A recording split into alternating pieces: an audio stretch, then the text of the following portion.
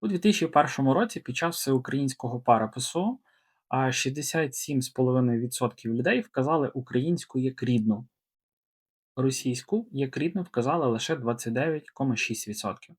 Тобто Україна не дорівнює російськомовна, це вже не виглядає як правда, так?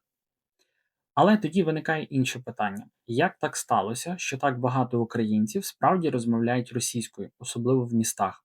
І чому це питання, в чому проблема, часто звучить ніби розумно, але досить боляче? Я прошу відчути логіку, коли держава десятиліттями каже, цією мовою не треба, люди роблять дві речі: або ховають її в приватне, вдома можна, або поступово переходять на те, що дозволено і заохочується. І ось так народжується перекіс. Одна мова стає мовою кар'єри, міста, престижу, ну так би мовити, нормальності, а інша мовою не висовуйся.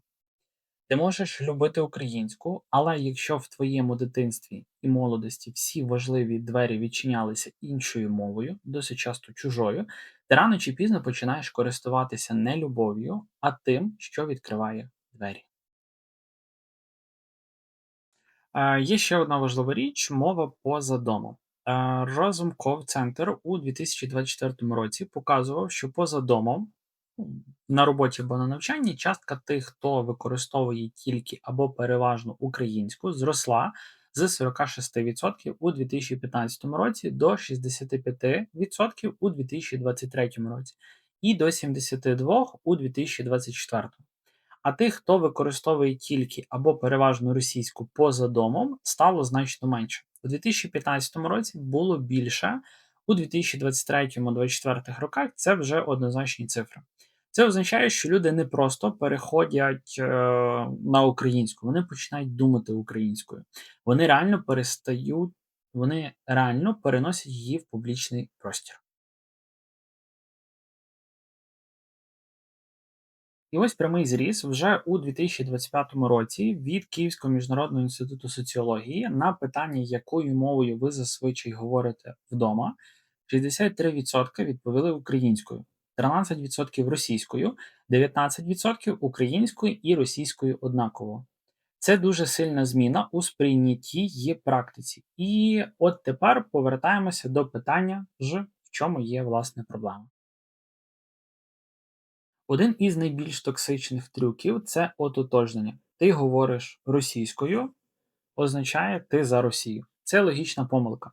Бо мова в Україні десятиліттями була не про вибір, подобається, не подобається. Вона часто була про виживання в системі, про інерцію міста, про медіа, про освіту, про роботу. Багато людей перейшли на українську не тому, що їм сказали, а тому, що в певний момент вони відчули, я більше не хочу, щоб мною пояснювали, хто я є. Є цікаві дані, які часто цитують із досліджень Rating Group. Наприклад, у матеріалах за 2022 рік наводиться динаміка. Частка тих, хто вважає українську рідною, зросла з 57% у 2012 році до 76% у 2022 році. Тобто за 10 років в нас з вами приріст плюс майже 30%. А частка російської, як рідної, падала з 42 до 20%. Ну, тобто більше, ніж в 2 рази. За знову ж таки 10 років відбулося скорочення рідної російської мови для власне українців. Можна сперечатися про формулювання питань, але тренд очевидний. Українська міцніше роками і різко прискорюється після 2022 році.